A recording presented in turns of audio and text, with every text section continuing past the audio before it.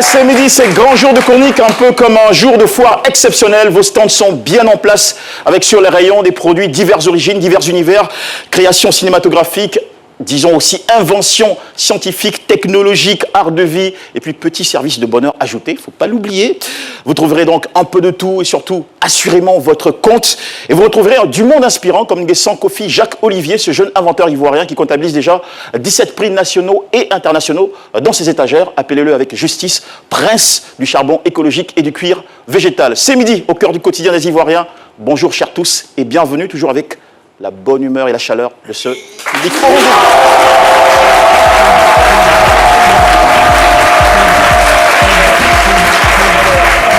Merci de nous suivre autour de la table en bon collaborateur et ami loyaux aussi, Rizy Yaon. Bonjour. Bonjour Jean-Michel.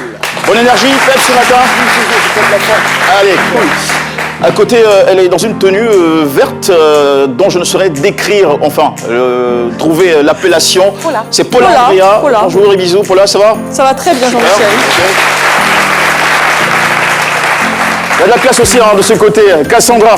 Bonjour. Toujours au rendez-vous. Bonjour Cassandra. Merci Jean-Michel. Du beau sourire. Comment on va mon cher? Comme vous le savez, toujours super bien, toujours vraiment bien, et je suis certain que ce public est dans le même état d'esprit. Pas besoin de représenter, vous avez reconnu ça. Alison, si vous voulez, avec qui on parlera invention ce jour. Eh bien, alors qui a déjà petit déjeuner ce matin autour de la table?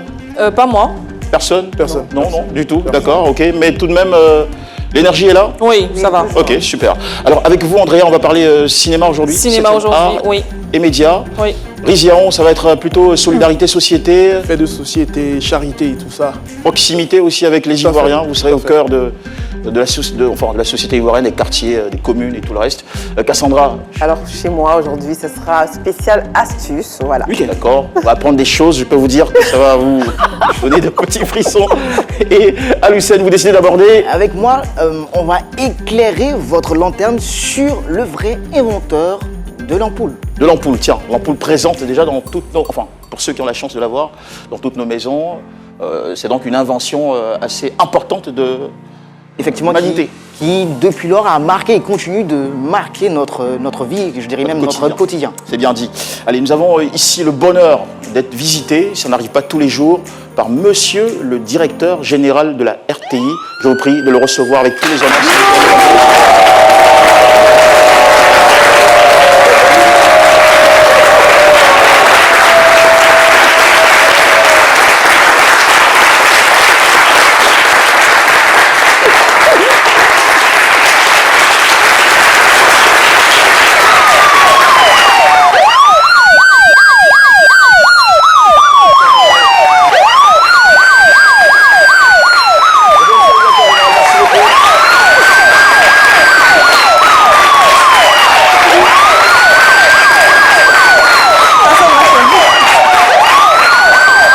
Merci beaucoup pour l'accueil que vous lui avez décerné. Monsieur le directeur général, vous suivrez cette émission avec nous, avec bien sûr des interventions prévues pour ponctuer ce numéro. Oui, évidemment, je voudrais, avant tout propos, au nom du ministre de la Communication, vous dire merci pour le travail colossal que vous abattez au sein de... Je suis avec vous aujourd'hui, bien entendu avec toute la délégation qui m'accompagne. J'ai avec moi mon assistant Eric Sekongo, qui est tout le temps dans mon équipe.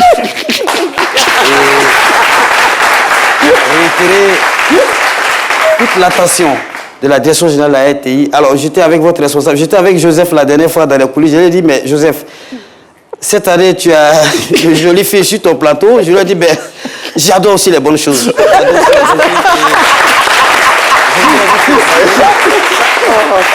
Merci beaucoup, monsieur le directeur général, pour votre temps et merci surtout de nous accorder ce privilège. C'est un honneur. Oui, évidemment, c'est un travail que vous abattez. J'ai décidé moi-même de sursoir à tous mes rendez-vous et de vous assister et de parfois même intervenir dans certaines chroniques. Écoutez, voilà. Et donc, ce serait un moment très déterminant pour moi. c'est tout notre plaisir, monsieur le directeur général. Et au nom du ministère de la Communication, au nom de toute la direction générale de la Maison Bleue, je vous dis merci.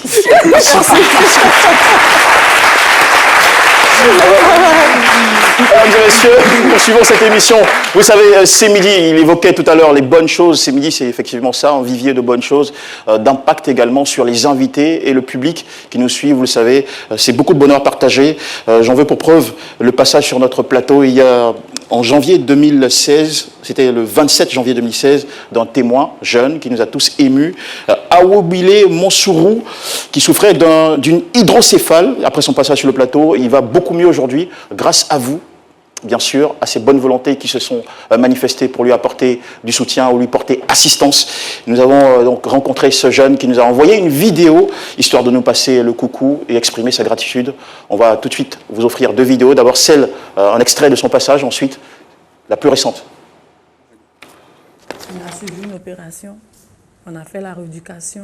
Mais seulement qu'il y a d'autres qui ont reçu 5 à 7 opérations dans la même crâne. Il en a subi Mais lui, combien? c'est un. Une seule opération.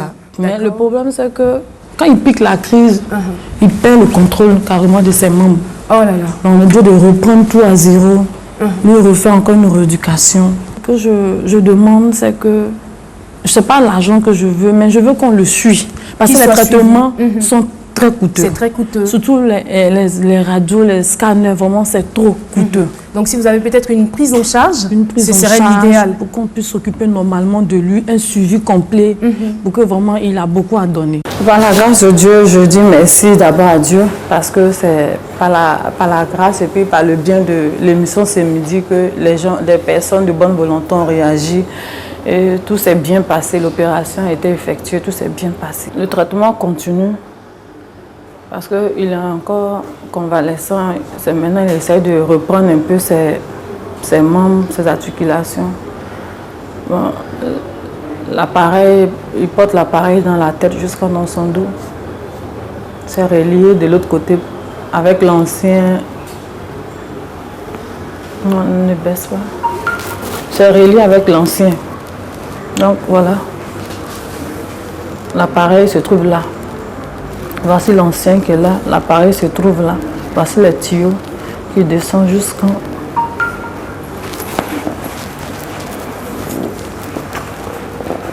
dans son ventre, là, et l'autre dans son dos. Donc c'est un peu ça. Donc pour le moment, nous sommes en cours de la rééducation pour qu'il puisse avoir la force de se relever. C'est sur ce processus-là que nous sommes pour le moment. Je me sens bien aujourd'hui, mais malgré cela, j'ai des petites douleurs au dos qui me fatiguent. Mais ça va bien. Mon opération s'est bien passée. Voilà un bout de chou très touchant et surtout plein de bravoure, de courage. Qui nous illumine chaque fois qu'on le découvre et qu'on l'écoute. C'est donc une histoire qui devrait nous rendre très fiers, non seulement de suivre cette émission, d'en réaliser tout l'impact pour nous aujourd'hui, pour la société ivoirienne. Nous sommes très fiers de faire ce métier-là et nous le faisons chaque jour avec beaucoup de peps, beaucoup de volonté, beaucoup d'allant. Je ne sais pas ce que ça vous inspire, l'histoire de Monsourou, au-delà de notre gratitude à l'endroit des bonnes volontés. Vous, sur le plateau, on va commencer par Cassandra. Moi, je suis touchée et je trouve que ce petit garçon est très courageux.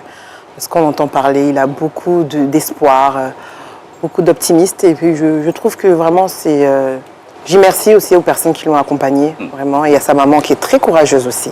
J'ai bien compris. Aloussem Sidibé. Beaucoup d'espoir, beaucoup de vie, et ce que je constate et que je réalise avec beaucoup de fierté, c'est que les téléspectateurs de cette émission, de ce programme, ne sont pas que des téléspectateurs, mais sont aussi une famille, une grande famille, grande communauté, grâce à laquelle ce petit a pu recevoir des soins, et j'espère qu'il va se rétablir très vite. Tout à fait.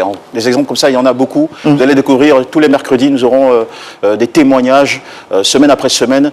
Encore une fois, gratitude. Nous allons maintenant prendre votre avis, Paula. Oui, moi je suis très touchée, mais au-delà de ça, je me rends compte en fait que Samedi, c'est un véritable tremplin et c'est une émission qui a un grand impact en fait sur les Ivoiriens.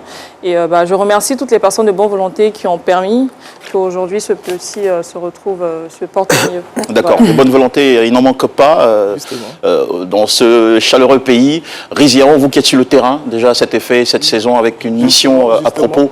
Justement, ce sont ce genre d'actes que nous prônons, la solidarité, et c'est un très bel exemple que tout le monde doit suivre en fait. D'accord, c'est concernant. Je l'attendais sur une petite longueur, mais il a fait très bref. Alors, Riziaron, vous avez rencontré un personnage, disons, qui est lui un symbole aussi de la magnanimité, de la bienveillance, du soutien social aux personnes en difficulté, et avec qui vous avez passé 24 heures résumées avec des messages dans votre rubrique « C'est famille ». Tout à fait. Oui. Tout de suite.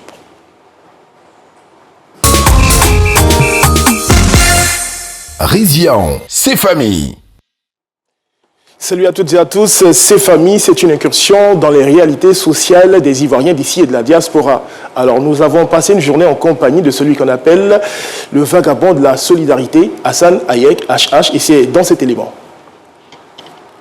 Bonjour, nous sommes dans la commune de Cocody, précisément à la Riviera, où nous devons rencontrer Monsieur Hassan Hayek.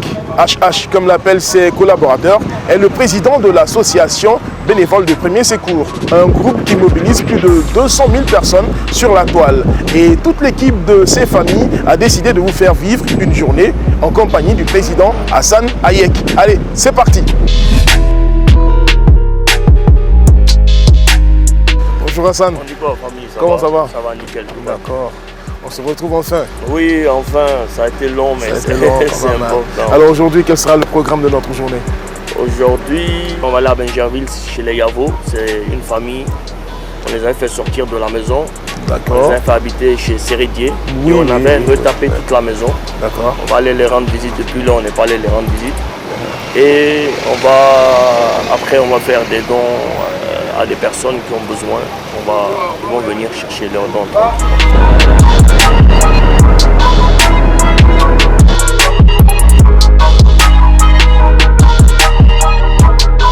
Hassan, comment on se retrouve chez les Yavo à Benjerville? On se retrouve ici parce que on avait décidé de lancer des réhabilitations dans chaque secteur. Et j'avais décidé de faire le premier à Benjerville. Et nous avons envoyé une équipe de terrain sur place ici, qui ont sillonné la zone, qui ont fait du porte-à-porte. Et nous avons vu que la maison qui devait être en urgence à pouvoir le plus rapidement refaire, c'est celle des Yavo. Après un vote chez nous au bureau, on avait sélectionné 10 maisons et on a sélectionné celle-là finalement. Bonsoir monsieur le directeur. Oui, bonsoir. C'est un plaisir pour nous de nous retrouver avec Hassan Hayek, quelqu'un que vous avez l'habitude de recevoir ici. Oui, tout à fait. Hassan Hayek est à la maison chez lui. Ça fait déjà 3 ans qu'on collabore. Il est très impliqué dans la prise en charge des patients, surtout des cas sociaux. Et nous en avons très souvent. D'accord. Alors après cet acte, quel message vous pouvez porter aux Ivoiriens, aux personnes qui œuvrent dans l'humanitaire comme Hassan? Je pense qu'ils sont utiles. Voilà, c'est important ce qu'ils font. C'est une action complémentaire à celle des gouvernements. Et c'est d'ailleurs même cette action citoyenne, n'est-ce pas, qui donne du sens à l'action gouvernementale. La prise de conscience collective donne une chance au changement, à la transformation de notre société. Donc on l'encourage.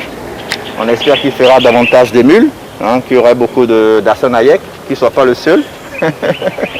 Parce que dans son domaine, je crois qu'il n'y a pas de concurrence. Voilà. Les besoins de la population sont énormes.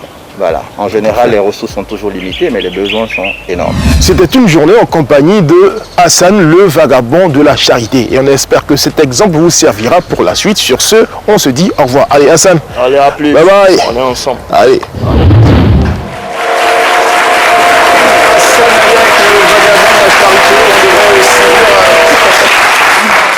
Voilà le président de l'association bénévole du Premier Secours qui fait ici montre d'une belle exemplarité. On devrait s'en inspirer. Nous devions être une société avec plein d'humanisme. Merci beaucoup à Hassan Hayek. Et puis bonne continuation à tous ceux et toutes celles qui ont également ses qualités, mais qui ne sont peut-être pas très exposées comme lui. Il y a des anonymes au grand cœur. On pense aussi à vous, donc on fait un beau clin d'œil. Continuez, n'arrêtez pas. Nous sommes très, très reconnaissants. Allez, on se retourne vers vous, Riziaon. Tout à fait. Alors, ce sont ce genre d'actions qu'il faut prôner pour que les Ivoiriens retrouvent ce sentiment de solidarité, d'entraide. C'est cela le but de notre chronique, raviver la flamme de la solidarité. Tout à fait. Pour vous qui avez passé, disons, 24 heures avec Hassana Hayek, au-delà de ce qu'on sait de l'homme, qu'est-ce que vous avez pu ressentir de sa personnalité? Alors, c'est un cocktail d'émotions. On passe facilement de la joie à la tristesse avec lui. C'est quelqu'un qui a un grand cœur, quelqu'un qui est spontané dans ses actions. C'est un exemple à suivre. Vous avez une idée de sa prochaine étape? Vous savez qu'avec le Covid-19, disons que des réalités de certains Ivoiriens ont changé. Tout à fait, c'est un peu dans le même genre. Est-ce qu'il va adapter sa stratégie pour les prochaines? Oui, il a déjà commencé. J'étais dans ses locaux. On a vu que c'est carrément un entrepôt pour le matériel médical. Alors, on imagine déjà ce qu'il va faire pour la suite et ça sera quelque chose de grandiose. Et voilà qui nous plaît bien, d'ailleurs. Eh bien, mesdames... Alors, autour de la table, j'ai une bonne nouvelle pour vous. Une bonne nouvelle, assurément, j'espère, que vous allez la prendre comme telle. Pendant cette émission, nous allons lancer un sondage dans lequel nous allons demander au public de voter pour désigner parmi vous, Riz, Al-Hussein, Cassandra et Paula, lequel va devoir prendre la parole et pour improviser, et je cite, un message de cohésion sociale à l'endroit des jeunes Ivoiriens.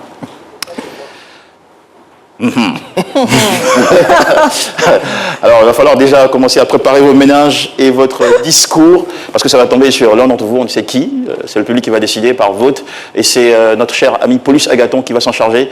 Le sondage va être actionné juste après vos différentes chroniques. C'est-à-dire une fois qu'on aura passé vos 4 chroniques, le public aura maintenant la latitude de voter pour désigner qui d'entre vous devra se charger de passer ce message ici même en direct. Vous êtes dedans aussi, monsieur. Ah ouais, c'est ce que j'allais demander. Vous êtes dedans aussi. Des chroniqueurs du jour. D'accord. Ceci dit, on va tout de suite se retourner vers notre directeur général. Il ne faut pas l'oublier, il est avec nous. Monsieur le directeur général, vous avez suivi la première chronique de cette émission assurée par Riziaon. Qu'en pensez-vous? Qu'est-ce que ça vous inspire? Alors, c'est ça le rôle des médias d'État. Vous voyez, nous sommes dans cette dynamique-là de valorisation de la démocratie, de la liberté d'expression et de la transparence. Et c'est mon combat de tous les jours. Les Ivoiriens sont formidables à travers toutes ces actions. C'est ça. C'est de ça qu'on a besoin dans ce pays. Et je voudrais encore réitérer toute mon admiration, toute mon affection au nom du ministre de la Communication. Parce que je suis à la base moi-même journaliste. Je suis journaliste, je suis également homme de culture. J'ai été directeur des cabinets. Monsieur le directeur général, vous êtes homme de culture, mais je pense que vous vous intéressez aussi à d'autres univers, tels que les sciences, la technologie, les inventions. Oui, voilà pourquoi je suis là. Je suis également professionnel dans tous ces domaines, c'est pourquoi je suis là pour apprendre, parce qu'on est... C'est sûr que vous allez tendre une oreille religieuse à l'intervention d'Al-Hussein Sidibé qui nous amène dans l'univers des inventeurs noirs. Il faut dire qu'ils ont apporté beaucoup à l'humanité à travers leur découverte. Alors on ne sait pour quelles raisons toutes ces grandes révolutions ont été passées ou informations ont passé sous éteignoir. On va peut-être les suspecter, mais vous arrivez un peu comme une sorte de Don Quichotte ou de Zorro, redresseur de tort, pour faire justice à ces grands scientifiques noirs. J'aurais pas trouvé mieux pour exprimer en fait le bien fondé de cette chronique. Tout à fait, qu'on va découvrir après cet écran, mon cher Al-Hussein Sidibé. Al-Hussein Sidibé, c'est histoire et invention. Alors aujourd'hui, on parlera de Lewis Latimer. Lewis Latimer, ce n'est que l'inventeur du filament de carbone qu'on retrouve dans les ampoules. Ce qu'il faut savoir, c'est qu'avant le filament de carbone de Lewis Latimer, celui de Thomas Edison était en papier et donnait aux ampoules une durée de vie de seulement 30 heures. Imaginez-vous en train de changer des ampoules chaque jour. C'est pas du tout évident. Et vu qu'on en parle, je sais que vous avez envie de me dire, oui, Al-Hussein, l'inventeur de l'ampoule, c'est Thomas Edison, parce que on l'a tous appris pendant nos cours élémentaires. Je vous arrête là maintenant et tout de suite. Thomas Edison n'a pas inventé l'ampoule. Cette idée lumineuse, on la doit à monsieur Joseph Swarm. Et il faut dire que sans l'intervention de Latimer, on n'aurait pas profité de cette ingéniosité, de cette invention. Lewis Latimer, toujours cet inventeur, malheureusement... Il faut le préciser, inventeur noir. Inventeur noir, vous pensez qu'on doit le préciser? Oui, c'est tout à notre honneur, non? Oui, tout à notre honneur, mais... ok, donc inventeur noir, malheureusement occulté par le passé, comme vous le disiez tout à l'heure, est aussi le père du circuit électrique parallèle. Attendez, je vous explique. Avant son invention, lorsqu'on jouait au salon et qu'on pétait une ampoule, toute la maison était dans le noir. Et je suis certain qu'après cette gaffe-là, on a tous vu des étoiles parce qu'on a tous ressenti des caresses très violentes de papa ou de maman sur le visage. Vous voyez de quoi je parle? C'est clair. Lewis Latimer est aussi celui-là qui a dessiné le schéma du tout premier téléphone mobile. Imaginez-vous, le tout premier téléphone, la maquette a été dessinée par Lewis Latimer. Il a aussi travaillé sur le chantier d'électrification de deux villes qui sont Montréal et... Montréal au Canada. Montréal au Canada et aussi de la ville de Philadelphie. Aux États-Unis. Je suis certain que vous, très cher Jean-Michel Onin, que vous aussi, très chère Cassandra, auriez voulu apprendre l'histoire de ces hommes et de ces femmes qui ont marqué avec leur travail et qui continuent de marquer, je veux le souligner, notre quotidien. Et j'espère que cette chronique fera justice à toutes ces personnes. J'espère aussi que nos enfants ou nos petits-enfants auront la chance de redécouvrir ces hommes, car ils continuent de marquer notre vie. Ce qu'il faut faire, c'est d'inclure ce type de connaissances dans les programmes scolaires. Dans les programmes, dans les manuels, effectivement. Le cours primaire. Effectivement. Alors, j'en ai fini. Aujourd'hui, on se donne rendez-vous le mercredi prochain pour un autre bon café. Alors, petit tour de questions autour du plateau. Alors, si vous étiez un inventeur, que souhaitez-vous ou que souhaiteriez-vous avoir inventé? On va commencer par vous, Riziaon, si vous étiez un inventeur. Le téléphone, ça me va. Le téléphone, d'accord. C'est déjà très Andrea, vous? Une autre espèce humaine. Une autre espèce humaine? Oui. Qui ferait concurrence aux hommes. Et pourquoi? Comme ça, les femmes auraient le choix. C'est assez bizarroïde, ça. Cassandra? L'argent. Vous auriez inventé? L'argent. L'argent. Il y a une raison particulière. J'aime ça. Al-Hussein Sidibé, vous, inventeur, vous auriez inventé? Une pilule qui permettrait aux hommes et aux femmes de dépasser leurs limites, d'atteindre le plein potentiel. Non, on est à la science-fiction maintenant. On n'est pas loin du cinéma cher à Andrea qu'on va retrouver dans un petit moment. Mais avant, bien sûr, hein, c'est votre moment. Oui, cinéma, oui, science-fiction. Alors vous êtes plus science-fiction, action, romantisme? Romance, c'est ma cam. Romance. Je préfère. D'accord, c'est ma cam. Ok, ça sent bon. Allez, tout de suite, on vous retrouve, sans tarder.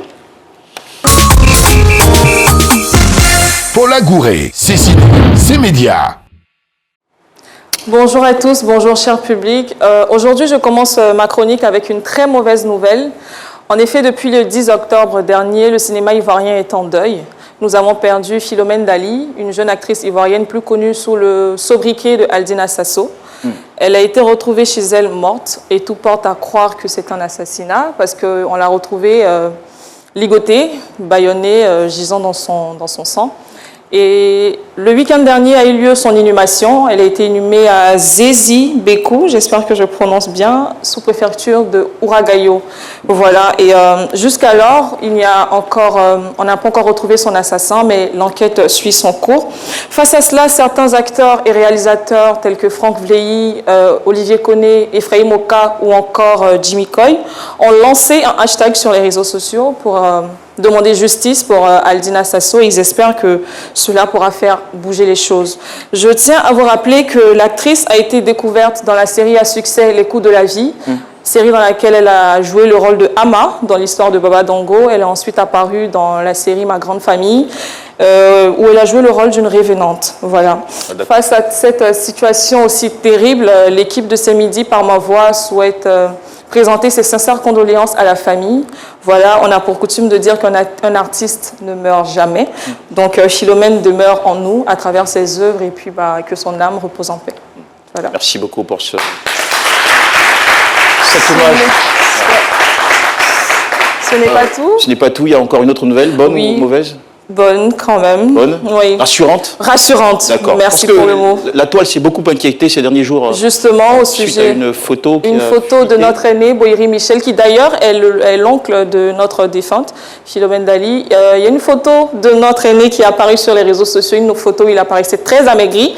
Donc, les Ivoiriens se sont posé des questions. Ils voulaient avoir un peu plus d'informations sur son état de santé. Et comme je suis votre enquêtrice, je me suis chargée de le rencontrer, de l'appeler au téléphone. Je l'ai eu hier matin. Il m'a rassuré, il m'a dit qu'il se portait très bien, mais qu'évidemment, il était un peu malade et que depuis 10 ans, il souffre du diabète et de l'hypertension. Et c'est à cause de cela qu'il est un peu amaigri parce qu'il doit suivre un régime très strict. J'espère qu'il se ménage, hein, parce que avoir ces maladies-là et travailler sur un rythme un peu trop effréné... il essaie, mais il est très demandé en ce moment. Là, oui, j'ai entendu dire aussi qu'il préparait un rôle. Oui, bien sûr, en ce moment... Il a demandé... d'être un peu plus mince. Justement, en ce moment, il joue le rôle d'un vieillard. Je ne peux pas trop vous dévoiler pour l'instant, mais il joue le rôle d'un vieillard dans un film et naturellement, ça l'aide, sa situation actuelle l'aide pour entrer dans la peau du personnage. D'accord, très bien. Il tient à vous rassurer et à vous dire qu'il se porte très bien. Ben non, on est très fiers et rassurés. J'ai beaucoup d'informations pour vous aujourd'hui, je ne sais pas si vous l'avez remarqué. D'accord. On va continuer avec une très bonne nouvelle par contre. Est-ce que vous connaissez le Sotigui Award? Oui, au Burkina Faso. Merci, oui, voilà, c'est une cérémonie de distinction, de reconnaissance des acteurs. Voilà, et cette année, c'était la 5e édition, qui s'est tenue au Burkina du 12 au 14 novembre. Et 2 acteurs ivoiriens nous ont valablement représentés. Il s'agit de Angélique Nguessan et de Maoula Kane. Angélique Nguessan a remporté le prix. Il est trop fort. Alors, qu'ont-ils gagné comme trophée à cette... Voilà, Angélique Nguessan a remporté le prix du meilleur espoir masculin et Maoula Kane celui du meilleur acteur de l'Afrique de l'Ouest dans la fiction long métrage. Tout bien mérité d'ailleurs. Mérité, ouais. Félicitations les gars. Alors, jusqu'ici se sont illustrés à cette grande cérémonie. 5 Ivoiriens parce que l'édition existe depuis 5 ans. Voilà, la 5e édition, nous avons 5 Ivoiriens qui ont déjà remporté des prix. Et généralement, ce sont tous des acteurs, des réalisateurs? Oui, des acteurs et de nouveaux acteurs aussi, parce qu'on a le prix du meilleur jeune acteur, le prix du meilleur espoir aussi. Donc, c'est parfois des jeunes acteurs, parfois des acteurs déjà confirmés. Mais la Côte d'Ivoire a toujours remporté des prix à cet événement, donc nous sommes très fiers de nos acteurs ivoiriens. Ce bouillonnement, en ce moment, nous satisfait au point. Allez, on va terminer. Bon, je sais que voilà, c'est bon, je vous donne des informations. Normalement, vous devez être content. On est content. Bon, la liste des 25... La liste des 25 meilleurs acteurs du 21e siècle est parue ce 25 novembre dans le New York Times. Selon vous? J'espère que Denzel Washington est dedans. Will Smith? Non, il faut... Will Smith? Jason Statham. Denzel, s'il vous plaît. Il n'y a pas un acteur ivoirien dans cette liste? Franchement, moi, je suis déçue. Je suis actrice, je m'attendais à ce que vous me dites. En vieillard, on pensait... franchement... Bonjour, la solidarité. Franchement, solidarité, on repassera. Et oui, Cassandra? Isaac de Broncolé pour parler. Oui, qui nous représente très bien à l'extérieur d'ailleurs, mais j'en fais partie aussi. Donc on m'a informé que je suis la 26e sur la liste. Je tiens à vous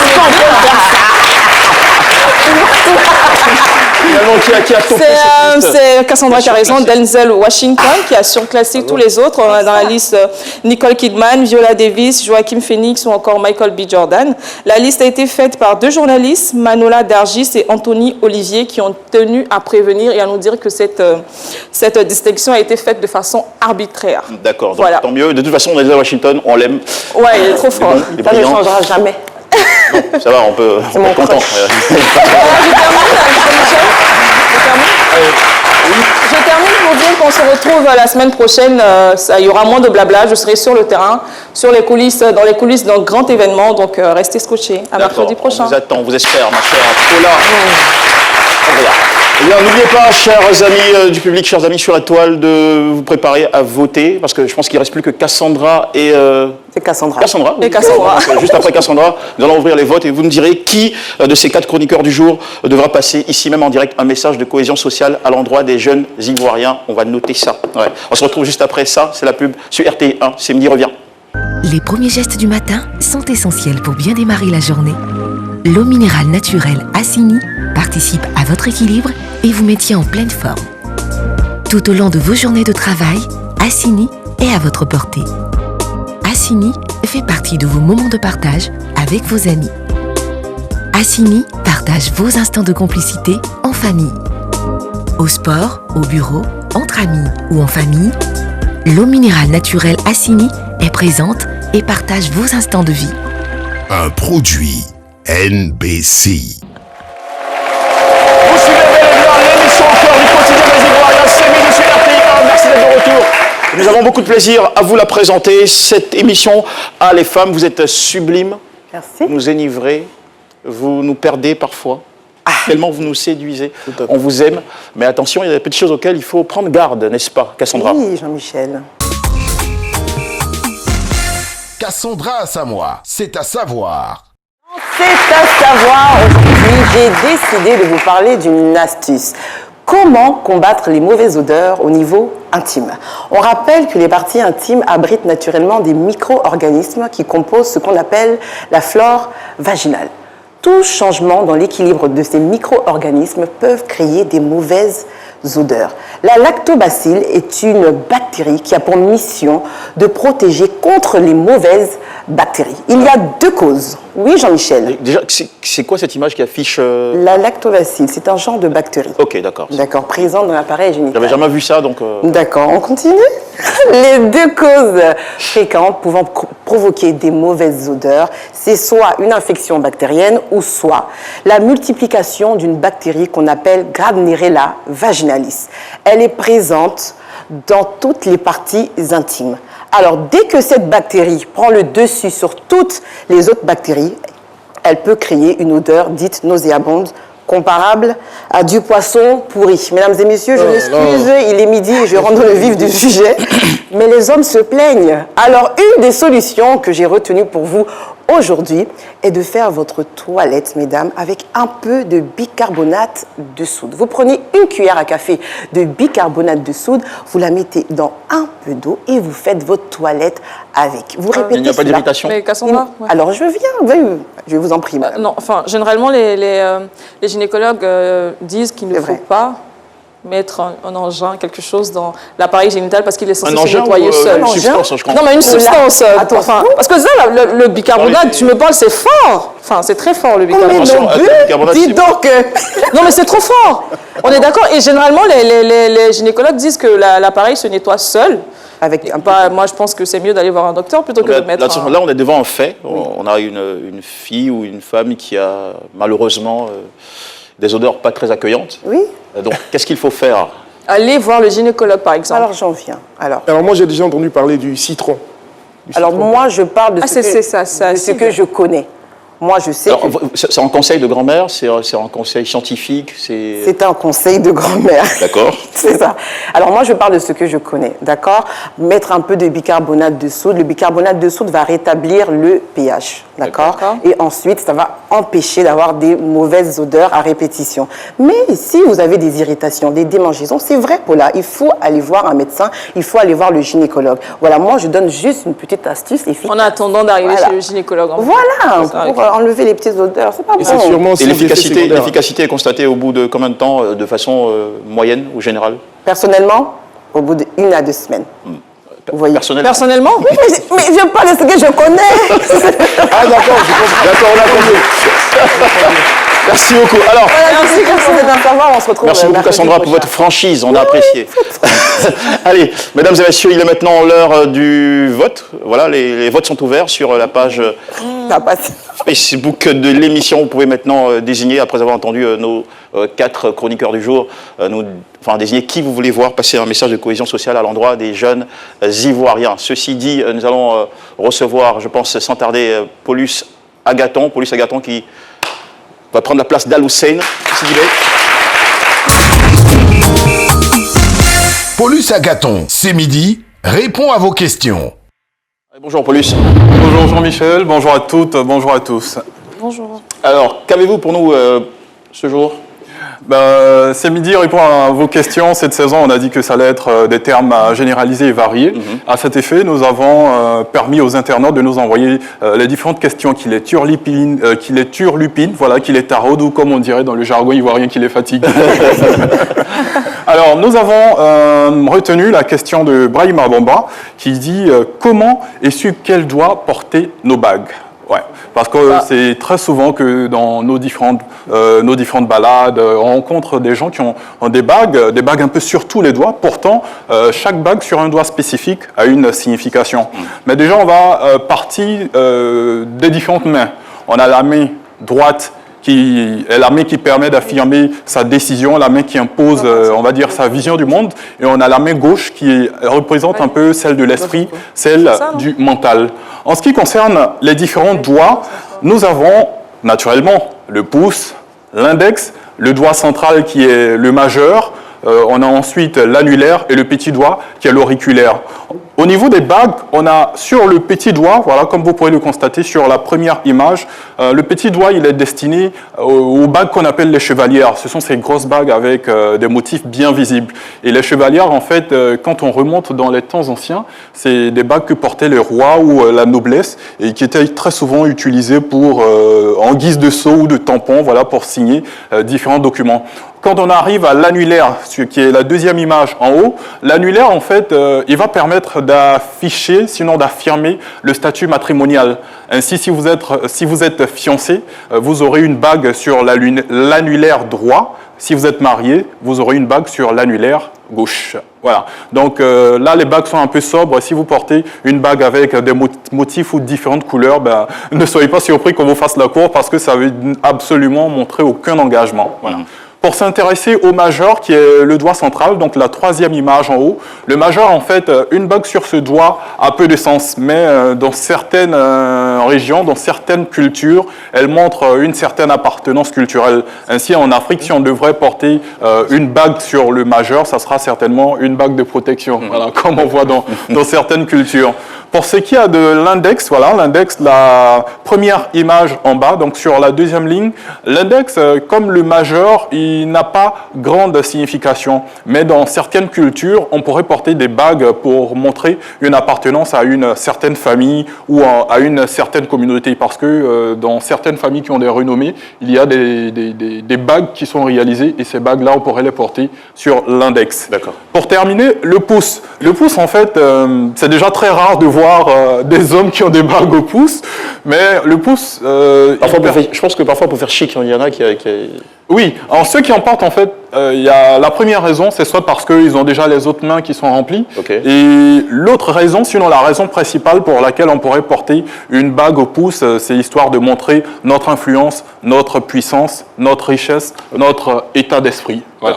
Donc en clair, faites attention à là où vous portez vos bagues, et voilà. Merci beaucoup, Paulus Agathon. Et pour les votes, un petit mot? Oui, les internautes ont voté... Les internautes ont voté, on leur a demandé quel est le chroniqueur qu'ils aimeraient voir improviser un message de cohésion sociale. On va laisser continuer de voter et puis on vous retrouvera avant la fin de cette émission, le temps de recevoir un invité inspirant. Alors ce qu'il doit faire, la consigne à suivre, c'est d'aller sur la page... Ils doivent aller sur la page Facebook C'est Midi. Oui. Ils continuent de nous faire parvenir leur vote et dans quelques instants, on donnera les résultats finaux. Bien sûr. Merci beaucoup, mon cher Paulus Agathon. Allez, on estime aujourd'hui à 85,43% des ménages ivoiriens qui utilisent aujourd'hui le charbon de bois, jugé pourtant toxique, salissant et responsable aussi en partie de la déforestation.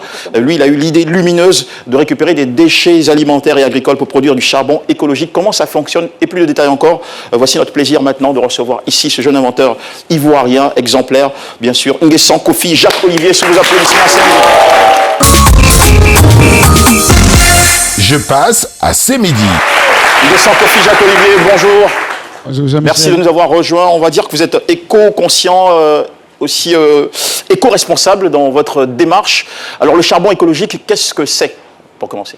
Alors merci à tous, mais bonjour encore à tout le monde. Bonjour. Le charbon écologique je dirais que c'est un produit que nous mettons sur le marché pour lutter contre la déforestation, le changement climatique et l'intoxication aussi. Donc, le certain charbon qui est fait avec d'autres matières, c'est-à-dire les déchets agricoles, les déchets qui salissent notre environnement, que nous allons collecter. Nous allons donner maintenant une deuxième vie à ces objets-là, au lieu de couper la forêt. Ça va permettre à la forêt de se rénover et de recouvrir encore, de rénover encore, de donner une autre allure à l'environnement.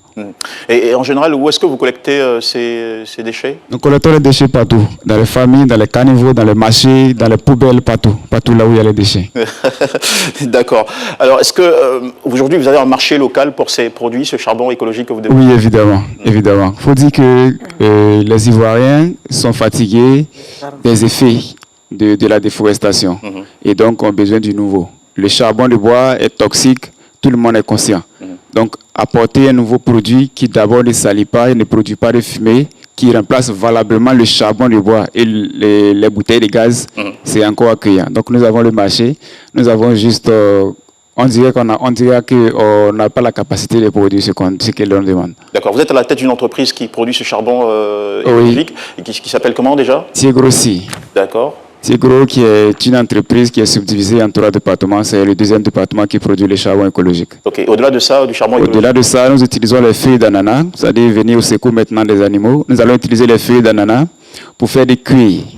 À côté des cuirs, nous avons des cuirs à base de feuilles d'ananas qui va être utilisé pour faire des fauteuils, des sièges, des véhicules, des chaussures, des jackets.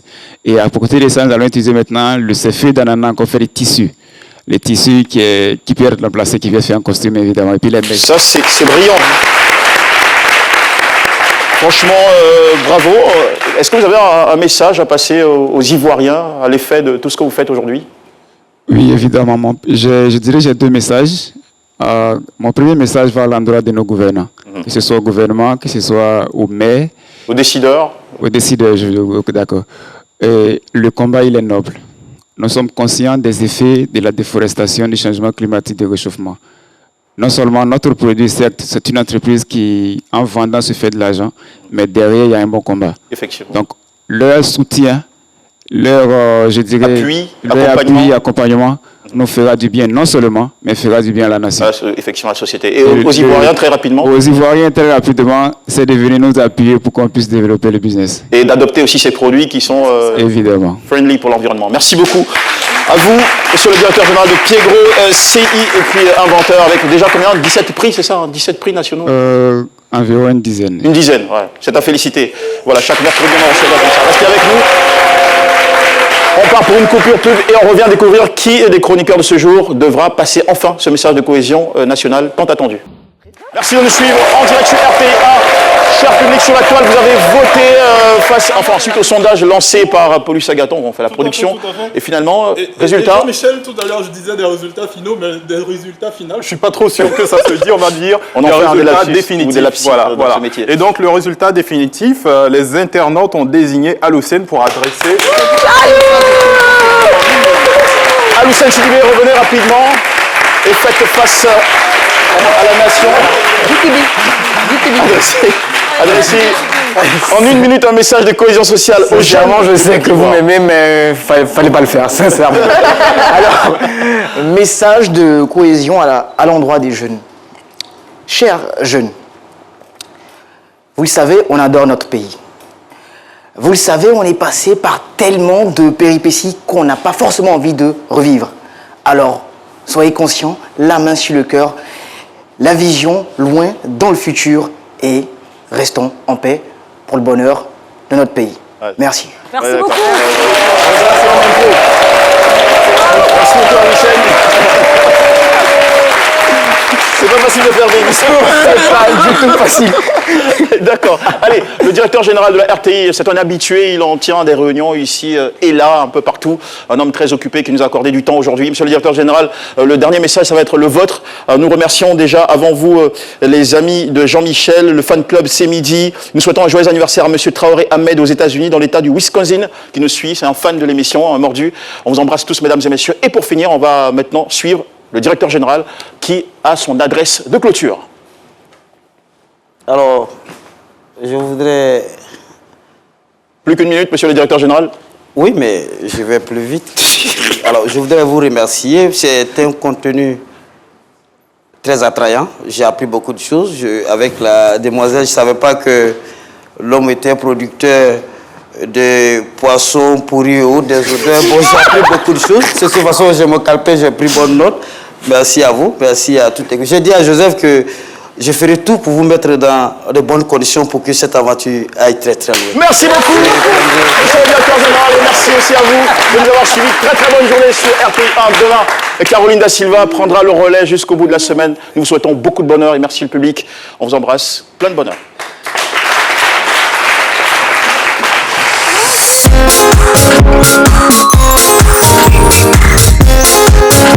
Thank you.